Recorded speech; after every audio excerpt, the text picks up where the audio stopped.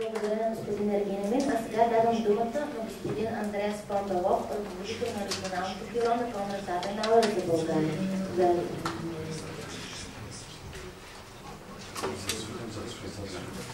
Sehr geehrter Herr Vorsitzender, Exzellenzen, sehr geehrte Damen und Herren, Abgeordnete, liebe Freunde, sehr geehrter Herr Vorsitzender der UDK.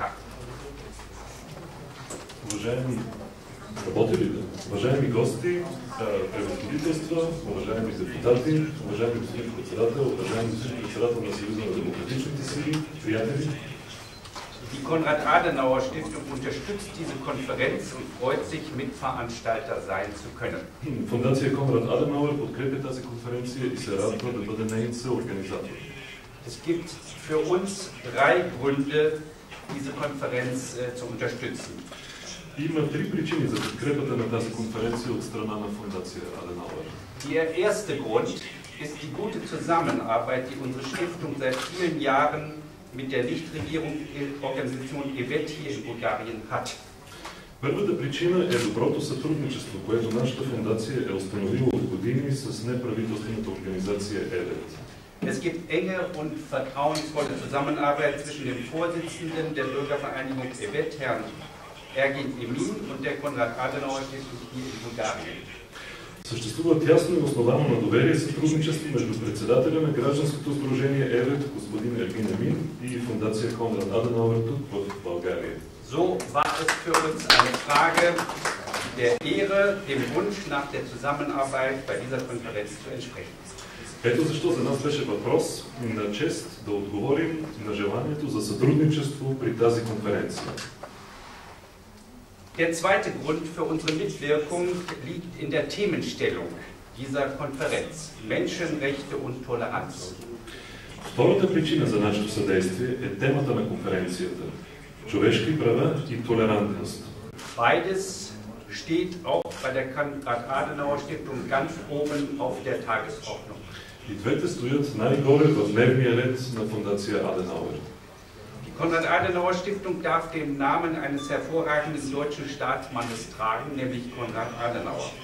Фондацията носи името на виден германски държавник Конрад Аденауер. Sein politisches Leben ist verbunden mit einem Einsatz für die Würde jedes einzelnen Menschen.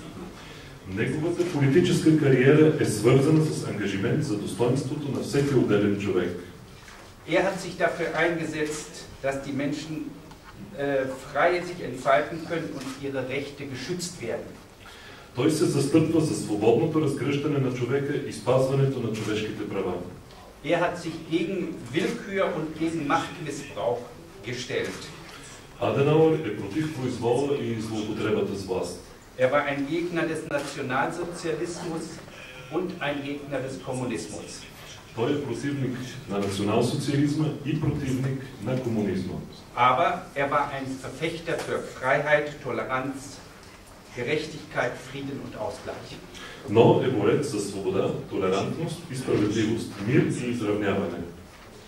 Dem Erbe Konrad Adenauers dient unsere Stiftung und auch die jetzige Vorsitzende der Partei CDU und die Kanzlerin Deutschlands, Angela Merkel, arbeitet in seinem Sinne weiter.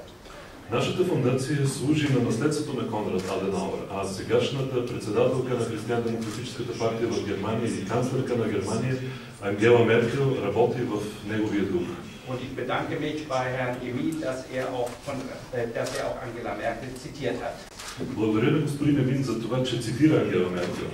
Und es gibt noch einen dritten Grund dafür, dass wir diese Veranstaltung als Konrad-Adenauer-Stiftung unterstützen. Има и трета причина, поради която ние като фондация Конрад Аденауер подкрепяме тази проява. An der ja hochrangige Persönlichkeiten aus dem euroasischen Raum teilnehmen. В която участват високопоставени личности от евроазиатското пространство. Die Konrad-Adenauer-Stiftung sieht ihre Aufgabe darin, Brücken zu bauen und Brücken zu stabilisieren, die zu mehr Verständigung, mehr Kooperation und mehr Toleranz führen. Фондация Аденауер смята за своя задача да строи мостове и да стабилизира мостове, които водят до повече разбирателство и повече толерантност. Die Stiftung ist in 100 Ländern der Welt vertreten und möchte politische und kulturelle Zusammenarbeit in einer globalisierten Welt stärken. Имаме представителство в 100 страни по света и искаме да укрепим политическото и културно сътрудничество в глобализирания свят. Dazu wird diese Konferenz hier einen Beitrag leisten und das wünsche ich als Vertreter der Konrad-Adenauer-Stiftung dieser Konferenz. Тази конференция ще даде принос в тази посока и това пожелавам аз като представител на фундация Конрад Аденауер на тази конференция. Lassen Sie uns gemeinsam gegen Unrecht, Willkür und Machtmissbrauch und für Menschenrechte und Toleranz arbeiten. Нека заедно работим против неправдата, произвола и злоупотребата с власт и за човешки права и толерантност.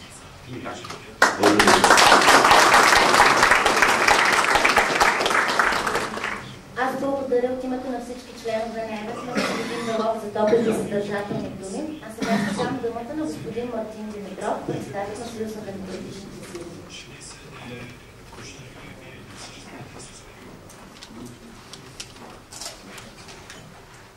Добър ден на всички от мен, уважаеми господин Бенемин, господин фон Белов, господин Абдулаев, Ваше превъзходителство, уважаеми гости.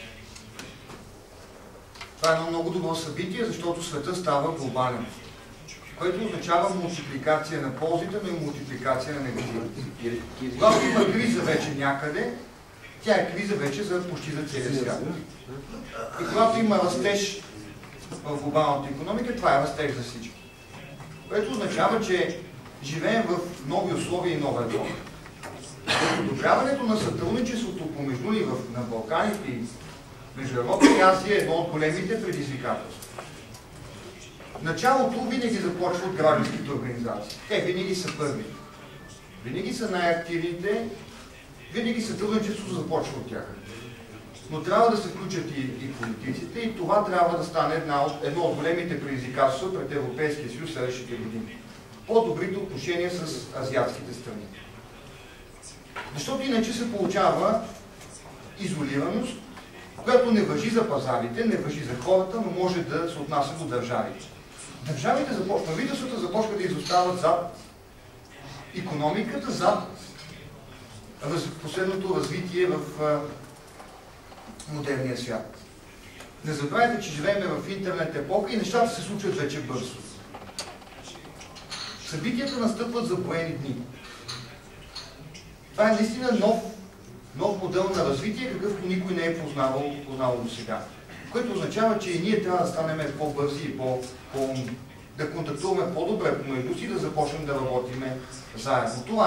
Това е бъдещето. И трябва буквално да има по-голяма отворност, повече търговия, повече движение на хора. Живеем във времена, в които бариерите трябва да започнат да падат. Бариери изградени с години, има ги в нашите умове, има стереотипи. Трябва да започнат да падат. Това са съвременните предизвикателства. Защото едно по-добро сътрудничество, в крайна сметка, ще доведе до повече работни места, по-добър живот в съвременния глобален свят. Както още поздравление на господин Емин за това събитие. Както обикновено, гражданските организации сте пионерите. Успех! Ние ще се стараем да ви следваме по най-добрия начин. Благодаря за поканата.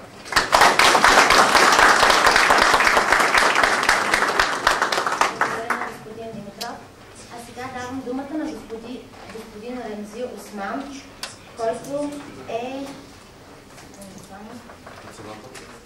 председател на групата за приятелство с Азербайджан към 41-о Народно събрание. Заповядайте.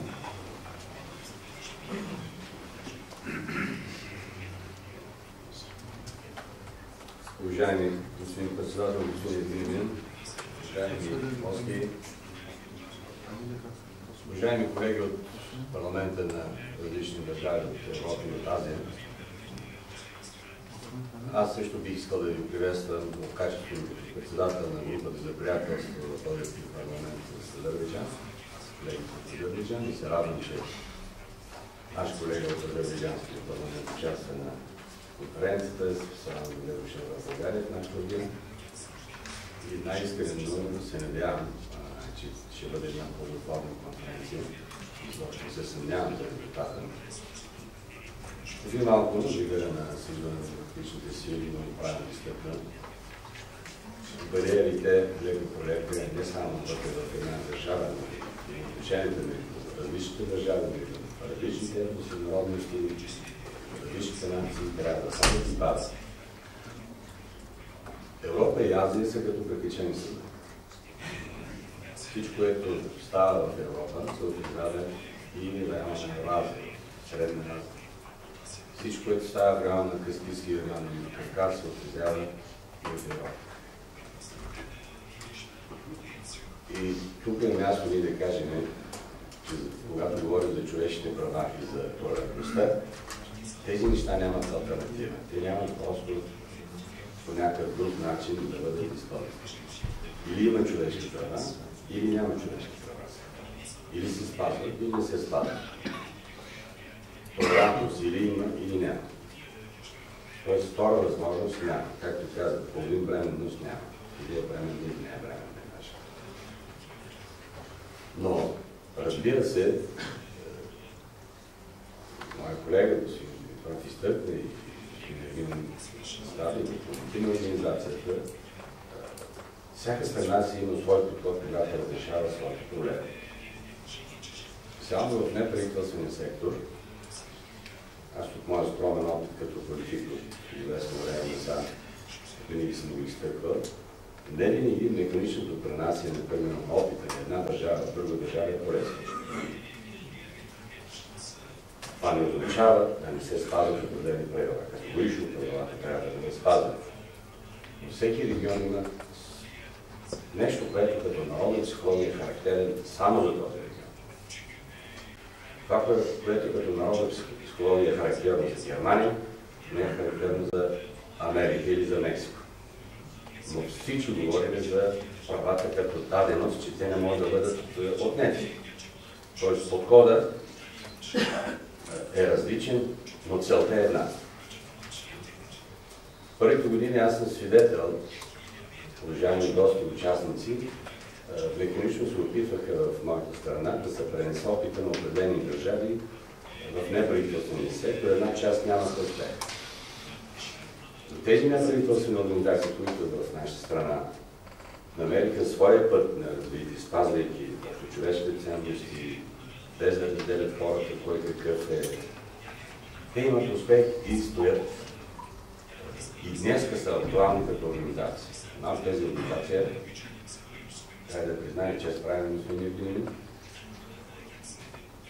Ние също в моята политическа организация така дълго време мислихме, вече стартирали сме различни проекти в тази посока. Имаме някакви резултати, това, което колегите са направили, заслужава да бъде поканено пред всички участници.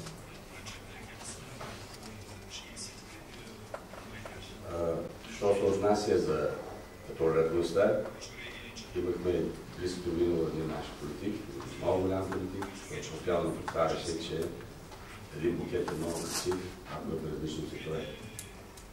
Господин Дертлиев, в края на живота си постоянно повтаряше, особено когато има присъствие на различни етноси в една държава е много красива,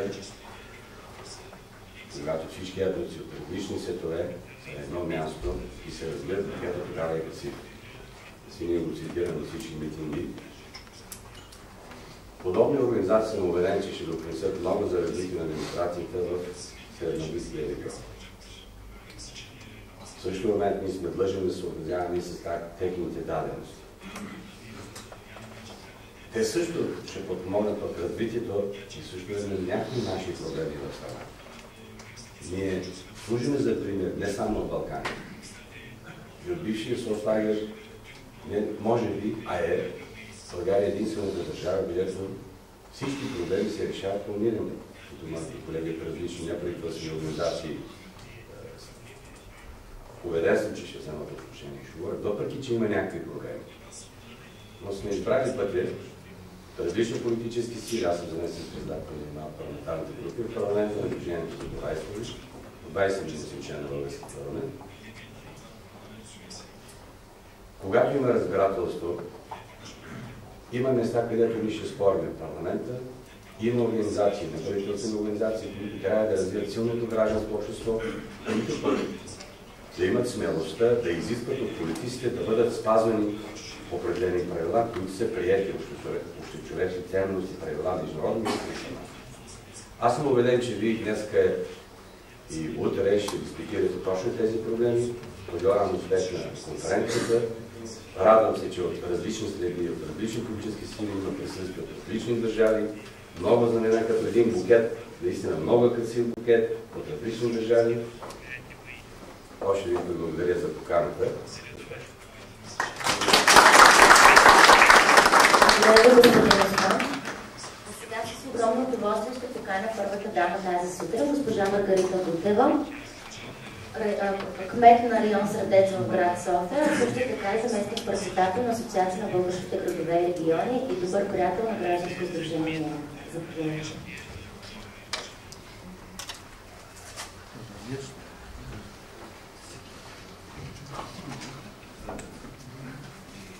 Първо, добър ден на всички.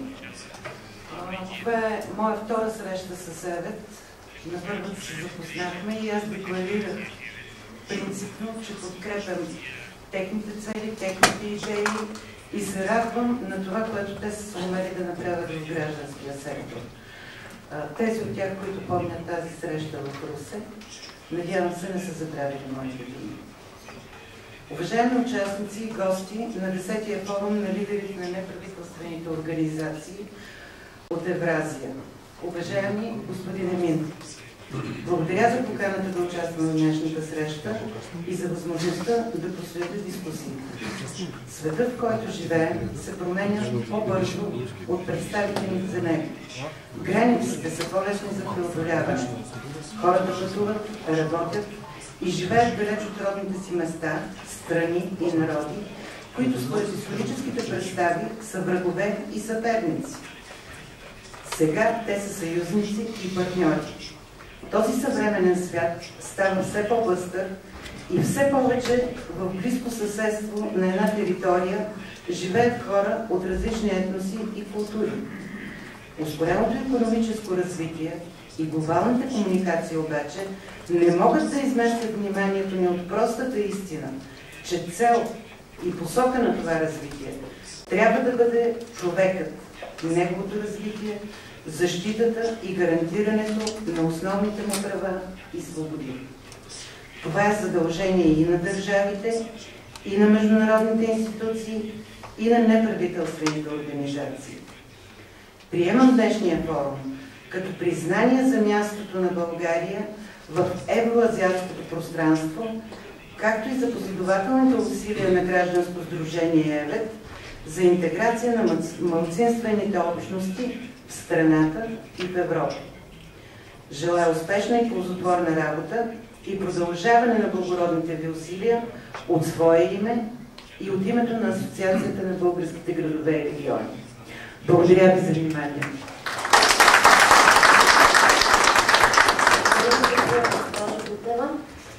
Сега искам да поканя госпожа Ирина Алексиева, която е директор на Българско училище за политика в България. Заповядайте.